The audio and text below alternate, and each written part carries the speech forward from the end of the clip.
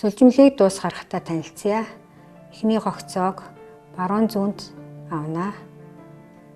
Буцаагаад авсан гогцоогоо зүүн зүү рүү шилжүүлнэ. Ингээд хоёр гогцоог хамтд нь аваад цаанд байгаа утсыг хоёр гогцооны дундуур гаргаж ирнэ.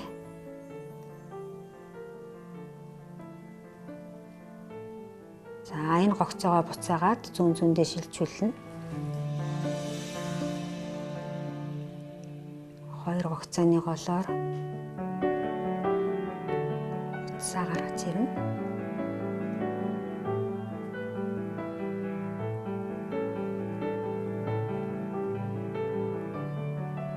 Энэ маягаар сулчихнэ.